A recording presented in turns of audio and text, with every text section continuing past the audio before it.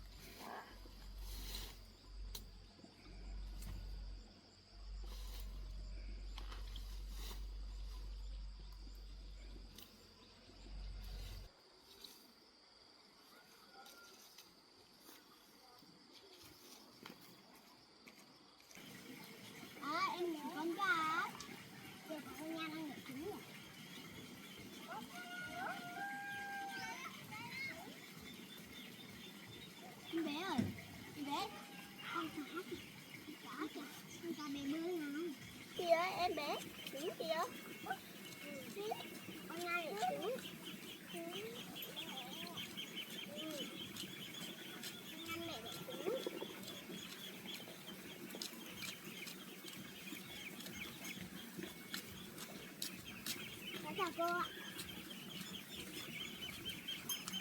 Con nhớ em yêu cái như con, nhớ em ra đây chơi đây ạ.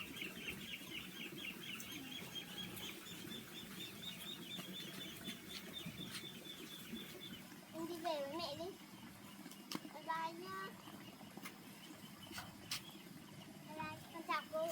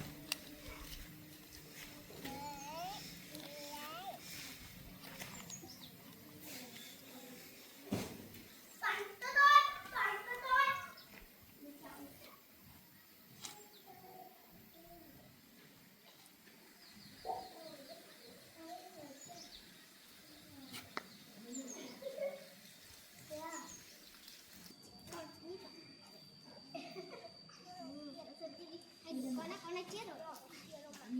Một tháng mình lấy con một chút đi. Đánh nào? Vừa đánh đâu rồi?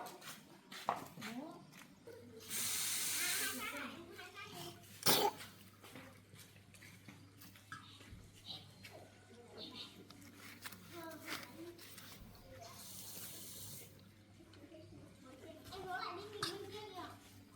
Nào ước mà. Kia nó đánh đâu á? Người hát ở đây ăn gì hát? Nào.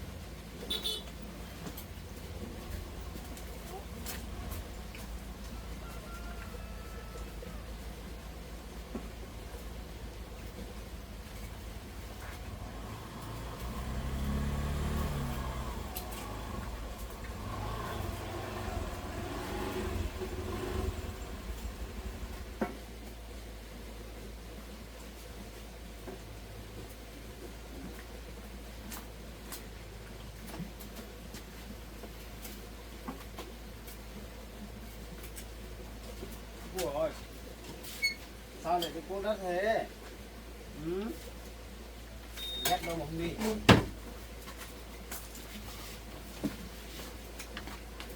Có việc gì đấy?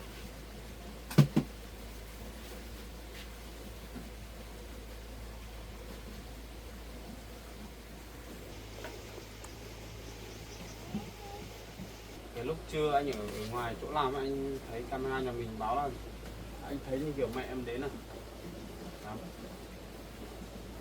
chuyện này không? Trưa nay mẹ xuống đây cùng người kia bắt em với anh bỏ nhau vì mẹ không có tiền trả. Mẹ em làm thế á? Bây giờ đi nhận tiền của người ta rồi không có tiền trả, rồi quay ra lại bắt em phải bỏ anh rồi thì cho em đi lấy người khác. Mẹ em quá đáng đấy nhỉ.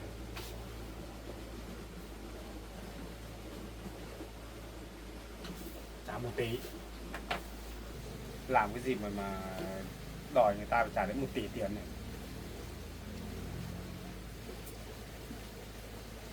Thế mẹ em đến nói thế xong còn nói gì nữa không?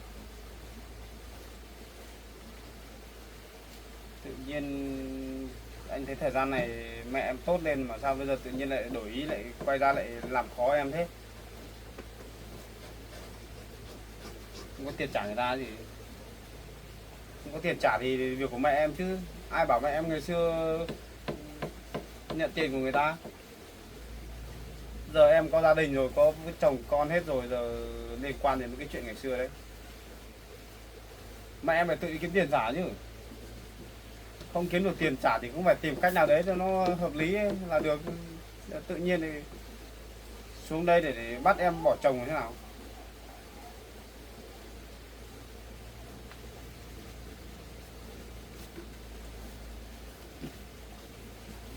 Mẹ em về lâu chưa? Thực chế thế nhỉ? Này là muốn làm phiền nhà mình đây.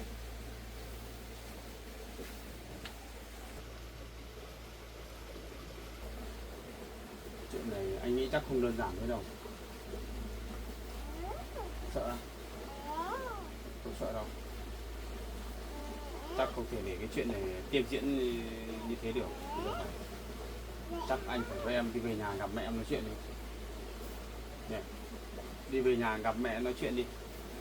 Tự nhiên các con đi lấy chồng hết rồi bảo con bỏ chồng đi lấy người khác.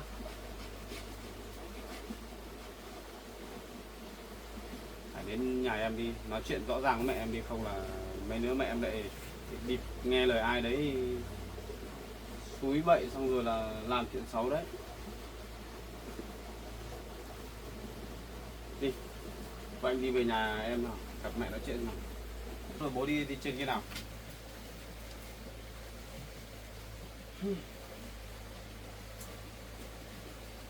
Cái này phải ngăn chặn sớm đấy, không là đến lúc là mấy đứa lại có chuyện rồi.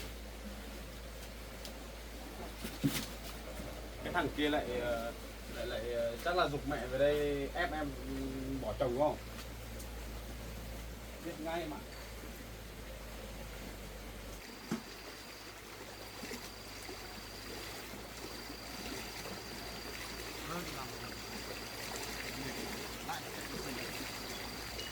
Tổng à?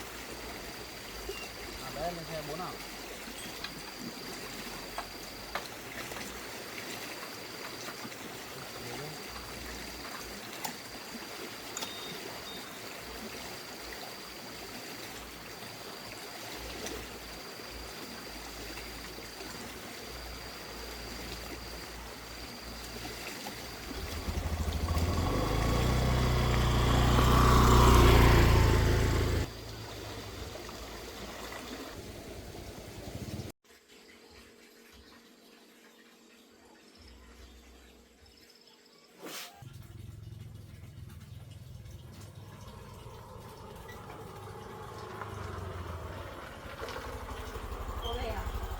Chào mẹ nhé.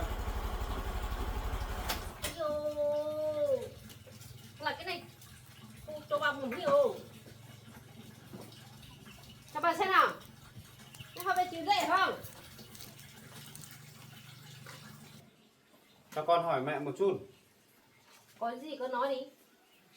Tại sao lại vừa nãy là mẹ này cho cái thằng em kia đi xuống nhà của con để bắt vợ con với vợ chồng, bắt vợ chồng con bỏ nhau? Cái thằng kia phải xuống á? Thì phải vừa nãy mẹ với thằng kia xuống nhà con à? Không có số đâu. Cái hồi gần trưa đấy, không phải mẹ với thằng kia xuống à? Mẹ đi xuống hả? Sao mà mẹ bảo không được xuống? Sao mẹ lại tự nhiên lại đi bảo vợ chồng con bỏ nhau thế nào? Thế là con ạ. Cái này, cái thằng kia cỡ ba em mày thôi. Không phải mày khai từ nó đâu. Thế thì bây giờ mẹ nghe lời người ta này, mẹ đi nói thế đi thì chả là ý của mẹ thế. Cái thằng kia cỡ ba em mày nói như thế. Cỡ ba em mày nói theo các con này bỏ nhau. Tại sao mẹ phải đi nghe người ta? Để dạy cho cái con này là theo cái thằng kia, cái thằng kia là nó thế. Mày mới nó thế nó theo cái thằng kia thôi, không phải mày tự nói đâu. Mẹ bây giờ mẹ phải biết việc mình làm chứ, việc nào đúng việc nào sai chứ. Mẹ bây giờ vì không có tiền trả người ta mẹ lại nghe người ta để làm cái trò này à? Cái thằng kia cứ ba em mày nói mày cứ nói thế thôi, mày cứ thầy nói linh tinh đâu. Mẹ tuyệt đối là không được làm thế đâu nhá. Làm gì có cái chuyện mà nói bảo mận là bỏ con xong là đi lấy người khác làm thế nào? Làm sao mà được? Bây giờ mày không nói nữa. Thế mẹ đi nhận tiền của người ta bây giờ không có tiền trả thì mẹ tính kiểu gì? Cái nó thôi, cái này liên quan đấy đâu. Mẹ bây giờ cứ nói bảo kệ thôi, mấy đứa người ta lại quay ra người ta hại vợ chồng con đấy. Không sợ đâu. Mẹ thấy vợ chồng con xảy ra bao nhiêu chuyện rồi? Cái thằng kia bao giờ này rồi 1 tỷ đấy. Rồi 1 tỷ thì làm sao liên quan đến con? Mẹ nợ người ta phải trả chứ. Cho cái bà đi dạo vờ lấy cái thằng kia từ mùa hết tuần nó xong này quay về lấy con đâu mà. Mẹ vì sao đấy? Thế cái thằng kia lừa bố ba em mày trả tiền cho nó. Mẹ bây giờ bảo vợ con đi làm vật thế thân cho mẹ à? Thế thôi. Nói thế mà nghe được à? Con ạ, không sao đâu. Cứ cho cái mà đi giả vợ lấy cái thằng kia lấy 1-2 tuần xong lại quay về vợ lấy con đâu mà. Mẹ không nên có mấy cái suy nghĩ đấy đâu nhá. Bây giờ mày hay cái nói rồi, bây giờ mày phải Hết cách làm việc của mẹ thôi. Mẹ bây giờ mẹ không có tiền trả người ta, mẹ quay ra mẹ bảo vợ con làm thế. mày phải là như thế mới được. Mẹ nghĩ xem cái chuyện đấy có đúng không? Đúng Tự rồi. nhiên lại bảo mẹ bảo vợ con đi làm mấy cái chuyện đấy. Trò chơi à? Mày không có tiền trả người ta. Không có tiền là việc của mẹ đâu. Mẹ phải nghĩ cách khác chứ. Nói thế nào đấy với người ta bảo là bây giờ bác chót nhận tiền của cháu, bây giờ bác hoàn lại cho cho cháu đủ bằng đấy là có được không? Mình phải nói chuyện rõ ràng. Bác mẹ này cứ nói mấy câu chả đâu vào đâu thì người ta chẳng ép mình như thế. Mẹ ngày xưa chả biết là mẹ hứa gì với người ta. Giờ thì hay rồi. Con không biết đâu đấy. Mẹ đừng có làm thế nhá. Thì có là như thế mới được thôi con ạ. Bây giờ mận là vợ con đấy chứ không phải là cái gì đâu mà mẹ muốn làm gì làm. Nó cũng vợ con rồi, nhưng mà giả vờ đi lấy cái thằng kia thôi. Không có chuyện giả vờ, trò chơi đâu mà giả vờ. Đi Không làm thế đâu. 2 tuần xong lại quay về lấy con đâu mà. Không có đâu. Mẹ đừng có nhận lời với người ta thế nhá. Con bực lên là con trách cả mẹ đấy. Mày chỉ có là như thế mà bây giờ mày không nói rồi. Con ạ. Thì phải ít đâu 1 tỷ đấy. Con cho vợ con đi giúp mẹ đi. Không được. 1 tỷ hay là bao nhiêu việc của mẹ, như mẹ bây giờ cầm tiền người ta mẹ phải lo thế nào đấy mà đi kiếm tiền trả người ta chứ. Bây giờ mày với cái thằng kia hết chuyện nói rồi. Hết chuyện nói việc của mẹ. Bây giờ thằng thế này mày Tự được nhiên đi đấy. bảo vợ con đi làm mấy cái trò đấy, con không đồng ý đâu. Con có đổi ý đi, giúp mẹ đi. Thế bây giờ nó làm cái gì, nó ép mẹ à? Bây giờ cứ ba mẹ trả 1 tỷ cho nó. Mấy chỉ vàng đây với ít tiền mặt đây đáng bao nhiêu mà lấy hẳn bằng đấy. Người ta giả vờ nó thế để ép mẹ đấy, làm khó mẹ đấy. Đừng có mà tin. Bây giờ tí lừa co lắm. Cao việc của nó chứ. Bây giờ mày hay cái nói ở bây giờ phải cho vợ con đi giả vờ lấy cái thằng kia xong 1-2 tuần xong lại quay về lấy con đâu mà, có phải bỏ con đâu. Không có cái chuyện gì mà vô lý thế này đâu. Mẹ tự nhiên đi bảo vợ con làm cái trò đấy. Nó vợ con chứ có phải là ai đâu mà mày có thể nghĩ được như thế được nhỉ? Bây giờ cái thằng kia cứ bạn em mày giả như thế. Ép thì ép đi, mẹ bảo nó phải gặp con đi. Hôm qua con đã cảnh cáo nó rồi. Đừng có mà xuống nhà con nhiều. Nói xong chưa được 1 ngày, hôm sau lại đến rồi. Bây giờ mày không còn được cái thằng kia chứ. Con không biết ngày xưa mẹ với nó là có chuyện gì hứa hẹn thế nào con không biết. Nhưng bây giờ hiện tại bây giờ Mận là vợ con. Mẹ bây giờ mẹ vợ của con mẹ còn chỉ đường dẫn lối cho người ta đến để làm khó vợ chồng con nữa thì tính thế nào được. Không phải đâu con ạ. Cái này đúng là cũng vợ con thôi, nhưng mà giáo vừa đi lấy cái thằng kia rồi không phải trả tiền cho nó nữa. Mày phải bảo với người ta bảo là bây giờ tại cháu đi học xa hay là đi đâu đấy xa quá lâu quá đi, con gái bác không chờ được, bây giờ con gái bác phải đi lấy chồng thôi. Mẹ nói thế xem nào. Mẹ cũng nói thế rồi, nhưng mà cái thằng kia không nghe. Không nghe thì kệ nó. Bây giờ Mận đi lấy chồng rồi còn nói cái gì nữa. Trước ngày xưa ấy, nó ít cái mần nữa mà bố mẹ, cái thằng kia bố mẹ của nó không cho lấy nhau. Con không biết mấy cái chuyện ngày xưa đấy. Cái này tức quá, cái thằng kia lại đi học xa. Con không biết. Bây giờ quay về lại cái mà lại lấy chung rồi. Lấy chồng là đúng rồi, bây giờ Mận lấy chồng rồi còn nói gì nữa.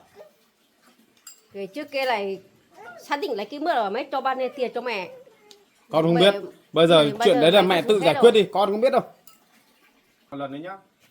Mẹ tuyệt đối là không được đi nghe lời của người ngoài nhá. Xong rồi là để kiếm cớ để chia rẽ vợ chồng con đấy nhá. Biết rồi, từ bao giờ trở lên mẹ không nghe cái thằng kia nữa. Mẹ nói được mẹ phải làm được nhá. Được thời gian gần đây mẹ thấy khá lên rồi, thay đổi tính nết rồi, bây giờ mẹ lại có tí khó khăn, bắt đầu lại chùn bước vào đấy. Lại bắt đầu là đi nghe người ngoài đấy. Bây giờ mẹ không nghe nữa. Chuyện này có phải chuyện đùa đâu mà mẹ nói như kiểu một giấc mơ đấy. Bây giờ mẹ không nghe cái thằng kia nữa, nhưng mà cái số tiền này mẹ không có tiền trả đâu. Cái thằng đấy mà làm khó mẹ cứ bảo nó xuống đi gặp con. Xem nó có dám không? Lòng cả cái thằng kia đã, mẹ bỏ nó đi gặp con. Mẹ bảo với nó là đừng có mà lệch nhá, con gọi công an xuống làm việc đấy chứ không phải đùa đâu. Con vừa đi làm về thấy vợ con nói thế con đã bức xúc rồi đấy. Tại sao mẹ có thể nghĩ được những mấy cái việc đấy mà đi nghe lời người ta mà đi xuống bắt vợ con bỏ chồng. Đây cái thằng kia thôi, không phải mẹ đâu. Thằng kia thằng nào không biết, nhưng mà mẹ thấy người ta nói thế là không đúng, không hợp lý là mẹ đừng có nghe. Cái thằng kia bảo cái mà được quay về với nó, mẹ không có tiền trả cho nó, lại bảo cái mà quay về với nó. Thế không phải trả cái số tiền này nữa. Cái thằng kia là nó thế. Thôi chuyện trẻ con. Thằng đấy nó cố tình làm như thế đấy, ép mẹ đấy. Vì chắc là mẹ là người sai trước cho nên là người ta mới nói thế thôi. Mẹ đã hứa hẹn với người ta rồi, giờ thất hứa với người ta chẳng nói thế.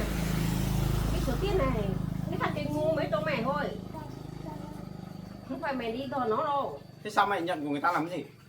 Nó cho phép là thuộc nhà thôi. Trong khi đó Mận không hề thích cái thằng kia.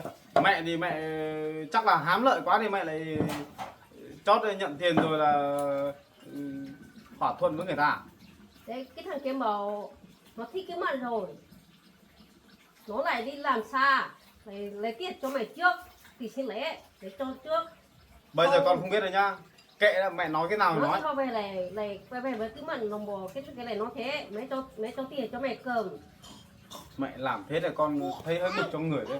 Mẹ lại không có tiền rồi mẹ lại dùng hết rồi. Mẹ tiêu hay không tiêu con không biết, nhưng mà hiện tại bây giờ Mận là vợ của con, mẹ không thể làm thế được. Mẹ làm như thế là cả mẹ cũng sai đấy. Bây giờ nếu mà tình thế nó mà khó quá thì mẹ con mình phải bàn nhau xem thế nào, chứ có cách nào để giải quyết. Chứ bây giờ mẹ cứ đi nhận vu vơ với người ta, nhận lời người ta để quay ra để hại vợ chồng con, như thế sao được? Như thế con không thích Cái đâu. tôi không biết lấy à? Đấy mẹ lấy đi, bây giờ mẹ lấy chưa? Nhận tiền của người ta rồi có làm được cái gì đâu. Cái cho tiền anh trả thi. Bây giờ bảo cứ mà giúp mẹ đi. Bây giờ mẹ không có tiền rồi. Cái số tiền mày ăn hết rồi, mày dùng hết rồi. Mày lấy đi tiền hết rồi. Cái đấy con không biết. Bây giờ bảo Riêng cái vấn đề này là con không thể đồng ý. Mẹ làm gì thì làm, mà đừng có làm mấy cái trò đấy nhá. Bây giờ mày không có tiền chẳng tay rồi. Không có tiền thì tính cách khác chứ không phải làm mấy cái cách này. Nói thế mẹ phải hiểu. Mẹ cũng thấy làm thế là xấu à? Một cái nước quế kia không bắt cho con bán đi giảng hải gì chả cái phọc khắm rồi. Thì bây giờ mẹ Bây giờ phải mẹ nói chuyện với thằng không kia bán xem đâu. là xử lý cái chuyện đấy như thế nào. Thì con mẹ bảo con thì con mới biết giúp, chứ bây giờ mẹ cứ đi nghe người ta nói 1 tỷ mẹ cũng nghe, 2 tỷ mẹ cũng nghe. Thế lấy đâu tiền mà trả? Thế mày còn chơi cái gì đâu? Cái thằng kia Hứa nó bao nhiêu tôm. Không biết gì, mẹ cứ bảo là chuyện ngày xưa là cũng được hứa là hứa thật. Nhưng bây giờ thời gian trôi qua nó lâu quá rồi, không làm được như thế nữa, không thân hứa với cháu rồi. Cháu xem nào, nếu mà cháu muốn lấy lại tiền thì để bác thu xếp bác trả cho. Mẹ chỉ nói thế thôi, có cái gì đâu mẹ tự nhiên thì nhận lời với người ta. Rồi người ta biết điểm yếu của mẹ là người ta cứ thế mà lấn tới rồi. Bây giờ mày không có tiết chồng tao đâu, cỡ như thế không? Chứ mà không giúp mẹ cỡ như thế không? Riêng mẹ làm mấy cái chuyện này con không đồng ý đâu. Cái thằng kia nó- Mẹ phải xem xét thế nào đi, tìm cách nào giải quyết, nói chuyện cho nó hợp tình hợp lý đi. cái kia Mẹ nó- cũng lớn tuổi sao mẹ chả thấy tí thông minh nào cả. Bây giờ người ta biết mình như thế, điểm yếu như thế, giờ người ta muốn làm khó mình đấy. Trong khi đó bây giờ thằng kia còn đang thích Mận nữa. Thế em bỏ cái mực về phải với nó đi. Sao mẹ lại nói thế? Tao bây giờ mày cũng có tiết chồng người ta rồi. Mày hết tiết rồi. Thế bây giờ lúc đấy là tiền mặt là 30 triệu phải không? 30 triệu, 5 chỉ vàng. 5 chỉ vàng. Mẹ đi gặp cái thằng đấy xem mà nói chuyện xem bây giờ là thằng đấy muốn tính như thế nào. Muốn lấy bao nhiêu? Bây giờ nó ông bầu cho lâu lắm rồi, bây giờ nó tính lừa, tính nhà, tính lấy nữa. Cái đấy là con không biết là mẹ nói chuyện với thằng kia thế nào nhá. Nhưng mà bây giờ nói chuyện theo đúng hợp lý như bây giờ là mẹ bảo nó là bây giờ ngày xưa là nếu mà trách bác sai thì cũng không phải. Vì cháu cũng thích con gái của bác thôi. Thì bây giờ cháu cũng đi xa tận chục năm trời bây giờ mới về tìm con gái của bác. Con của bác không chờ được, con của bác đi lấy chồng rồi. Bây giờ không trách ai được nữa. Bác xin trả lại đủ số tiền lấy cho cháu là được. Mẹ nói thế thôi người ta khác biết chứ. Mẹ chả nói thế nào, chả biết nói kiểu gì để cho người ta ép mình như thế. Mẹ đi bảo nó như thế đi. Nghe đâu con ạ. Nó cũng bắt cái mật về với nó thôi. Mẹ nói không nghe, mẹ bảo nó về xuống nhà tìm con để con nói chuyện. Chứ để cho mẹ nói chuyện thì khéo chuyện nó càng ngày càng phức tạp ấy. Nó cái thằng kia nó không biết đi đâu à. Nó mà về tìm mẹ cứ bảo xuống gặp con. Vớ vẩn. Nó về đấy tìm mày đã. Có cái số tiền này đã, mày mới nói cho. Cứ nghĩ là người khác không hiểu biết gì à. Cứ bảo nó xuống gặp con đi. Chứ đi nói chuyện với mẹ thì chắc con nghĩ là mấy đứa lại có chuyện thôi. Cái thằng kia bữa mày nói bao nhiêu cũng không nghe đâu mà. Không nghe là việc của nó. Bảo không nghe đấy, muốn làm to chuyện thì đi báo công an đi. Nó mẹ không trả được cái số tiền này. Nó cũng vào bác sĩ mà đi quay về với nó. Thế bố đi đâu Thế à? không phải trả cái số Bố tiền có ở này. nhà không để con nói chuyện với bố nào. Cái ông kia không biết đi đâu à. Bố đi đâu Hôm à? nay thấy anh Hà nó bây giờ nó đi lên kia là không biết đi đâu, đi lâu lắm không thấy về rồi. Con phải nói chuyện này với bố cơ.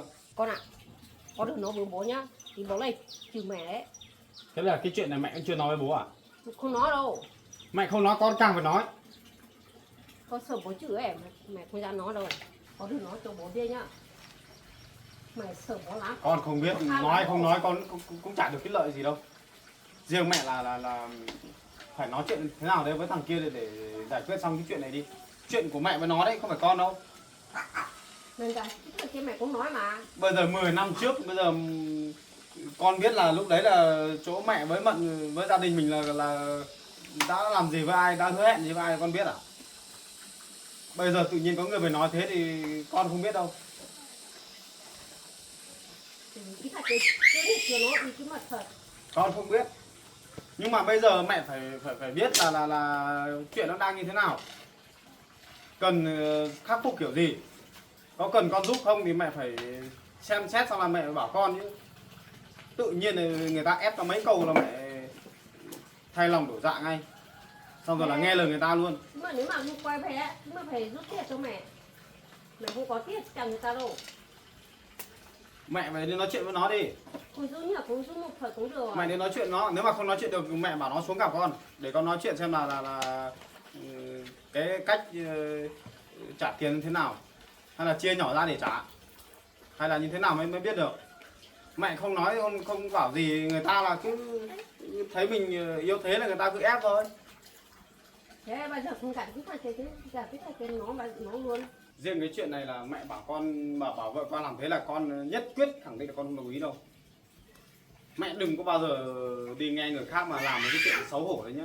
Thế con không để ý con khăn nó được cái thằng kia đi. Mẹ cứ nói chuyện với nó đi. Nếu mà nó bây giờ mẹ bảo là bây giờ không đồng ý cái chuyện mà nó bảo là bỏ chồng đi lấy nó là không là con không đồng ý đâu. Để xem nó phản ứng kiểu gì. Bây giờ mẹ cái thằng kia thấy chuyện nói rồi, bây giờ mẹ cũng nói nhiều lời lắm rồi. Bây giờ người ta có chồng rồi còn yêu cái đương gì nữa.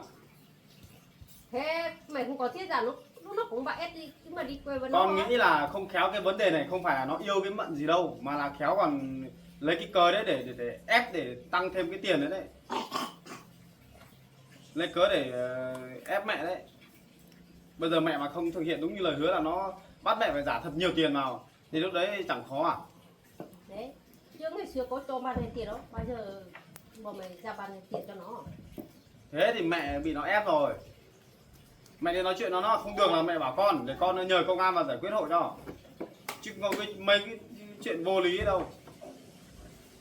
Tính cái số tiền đấy bây giờ với giá hiện tại bây giờ còn chưa nổi 60-70 triệu. Thế mà đòi cả tỷ tiền của người ta. Tiền không phải là giấy đâu. Cái bao giờ cấn rồi mà này tiền nữa. Mẹ đừng có nghe nó. Con nhắc lại mẹ một lần nữa nhá. Đừng có nghe người ta. Rồi đến lúc là mọi chuyện nó có rắc rối thêm ấy. Này, Mẹ nhớ chưa? nhớ rồi. Đặc biệt là không được nghe người ta. Xong rồi là cái chuyện mẹ bảo là bảo vợ con đi, bỏ con đi lấy người khác, con không có đồng ý nhá, nói trước nhá. Thế mày không có tiền giả người ta Bất đâu. cứ một cái người nào mà đến dụ dỗ mẹ rồi là bắt mẹ làm thế này thế kia, mẹ tuyệt đối đừng nghe. Và đừng để ảnh hưởng đến gia đình con nhá. Bây giờ mày không nghe người ta nói nữa. Không nghe người ta kia Nhà nữa. con đã trải qua rất là nhiều chuyện là con thấy đau đầu lắm rồi. Chả có ngày nào được yên cả. Cho nên là mẹ nghĩ đi. Nếu thương các con thì thương cho chót đi. Chứ không phải thương vài hôm xong bây giờ lại thấy bất lợi lại bắt đầu lại thành người xấu rồi nhá. Con cũng nói nhiều đấy. Mày cũng không nói nhiều nữa. Đừng có mà làm mấy cái chuyện xấu hổ đấy. Hết cái nói rồi bây giờ không biết nói cái gì nữa. Thằng kia mà không nghe mẹ cứ bảo nó về gặp con. Thế thôi. Chứ mẹ sao nói được nó. Tầm cái kiểu người đấy không phải người tốt gì đâu. Nói thêm nhá. Còn bao nhiêu là mẹ tự hiểu đấy. Mẹ làm cái gì mẹ phải nghĩ nhá. Con nói nhiều đâu. Nói nhiều tí nữa bảo là con không tôn trọng mẹ đấy. Con là thấy mẹ làm thế là con hơi bực đấy. Thế sau đó con ạ. Cái chuyện này mày khá giải quyết hơn. Đi nói chuyện với nó đi. Nếu mà không được thì bảo con. Chứ không phải là mẹ tự ý quyết định đâu là dồn vợ chồng con phải làm khó vợ chồng con đấy nhá. Con về đây. Rồi về đi. Mẹ nhớ nhá. Tuyệt đối là không nghe người ta và không nhận lời người ta đi làm mấy cái chuyện vớ vẩn nhá. Đến lúc là con là không tha cho mẹ ở đấy. Em bé vừa vào ở đây đi. Mẹ khác tự làm mấy cái chuyện xấu rồi xong rồi là bây giờ là không giúp được, không có tiền trả người ta mình bắt đầu mới quay ra để làm khó vợ con đâu. Mẹ xem là được thì gặp nó nói chuyện nhá. Vâng. Rồi biết rồi. Nếu không nghe là mẹ cứ bảo xuống gặp con đi. Tránh trường hợp là làm ảnh hưởng đến gia đình con nhé. Không là con không thao đấy. Rồi về đi.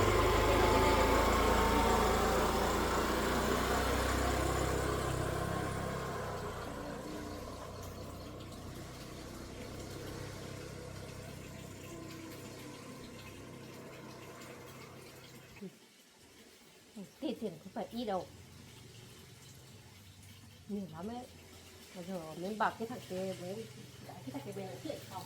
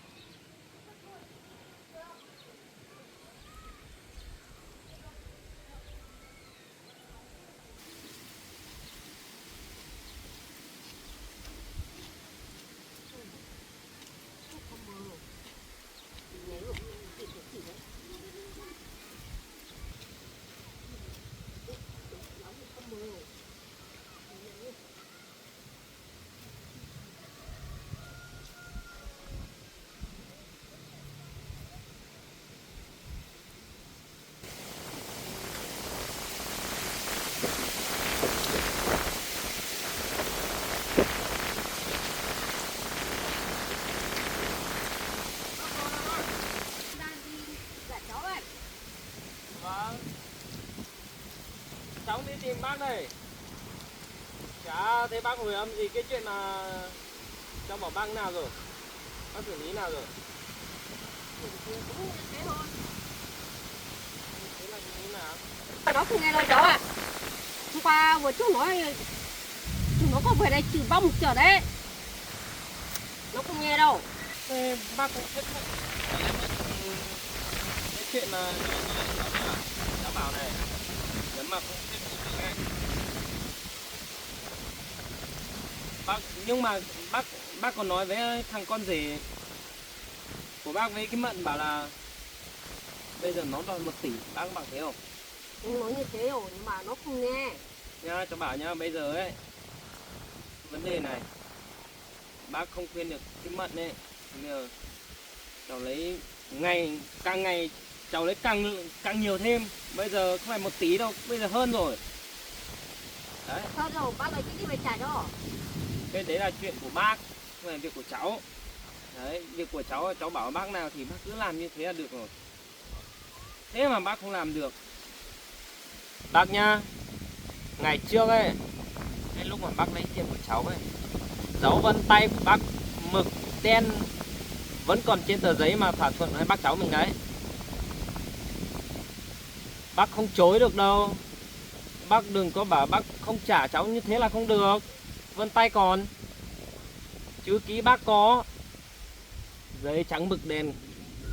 Bác đừng có nói là bác bảo bác không có tiền này kia, không được. Bác ạ, cho bác rất nhiều cơ hội. Bác chỉ cần thuyết phục được em Mận của cháu thôi. Còn không nhá, cháu mà điên lên ấy, cháu mà không còn yêu em Mận nữa ấy, đấy, cả bác, cả em Mận, cả thằng bác kia nữa, không đủ tiền trả cho cháu đâu. Cháu thứ tư này. Bác sao? Nó cũng là nói chuyện thôi. Thế thì bác cứ nhẹ nhàng rồi bảo em Mận nhé. Rồi Mận sẽ về cháu thôi. Bác hát nói với đúng mà thôi. Đúng mà nói đúng là để coi rồi với cháu. Thế này cháu tin tưởng bác. Cháu ạ. Mà giờ với cái thằng bác sĩ hờ với chúng nó thôi. Nếu mà không có chúng nó cái mà có quay về với cháu lâu rồi. Cái chúng của nó có khuôn nữa. Khuôn lắm, nó ngoan lắm rồi. Bác không nói được, không dám nói. Sợ nó chửi ba ấy. Bác không dám nói. Nó nói một tí rồi. Chắc chửi rồi. Thế em bác không dám bọc cái mình rồi. Cái thằng chồng cái Mận có gì mà sợ bác.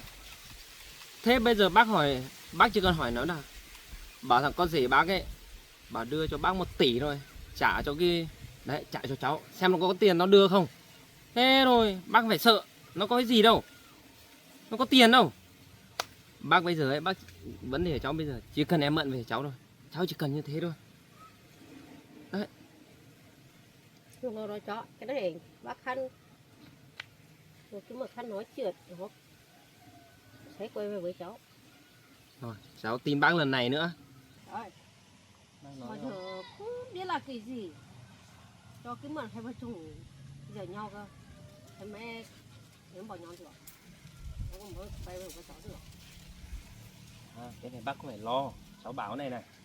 Đấy, bây giờ nhá, bác về xong bác bảo là bác ốm, bác không đi lại được, bảo em Mận với đứa con ấy thì chăm sóc bác một thời gian.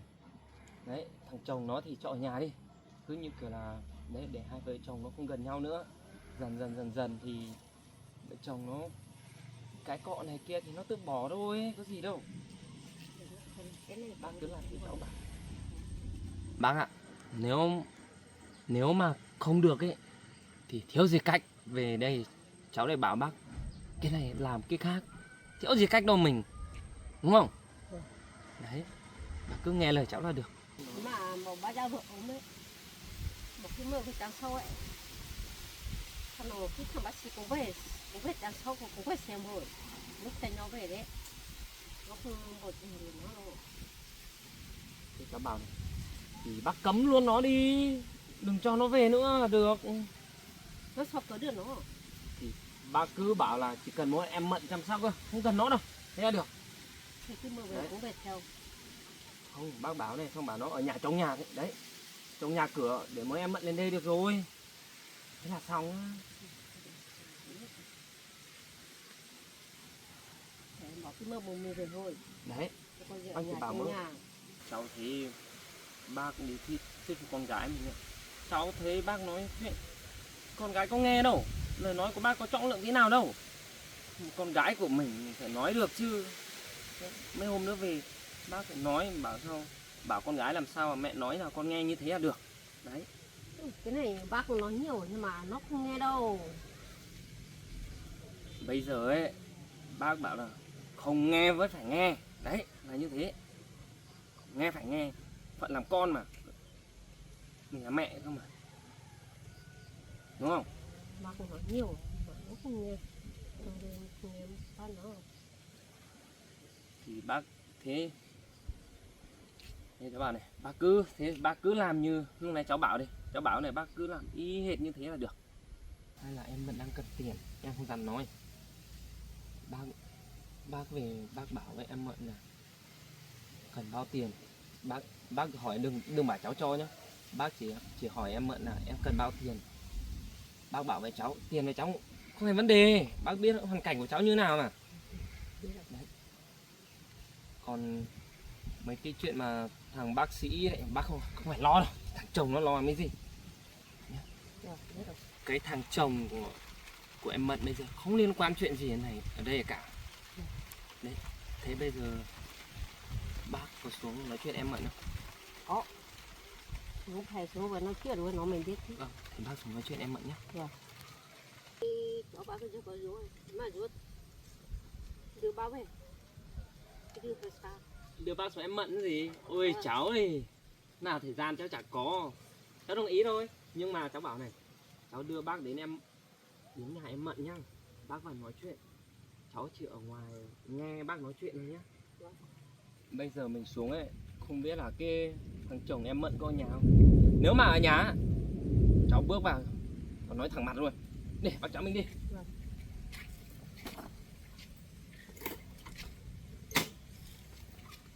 Không được.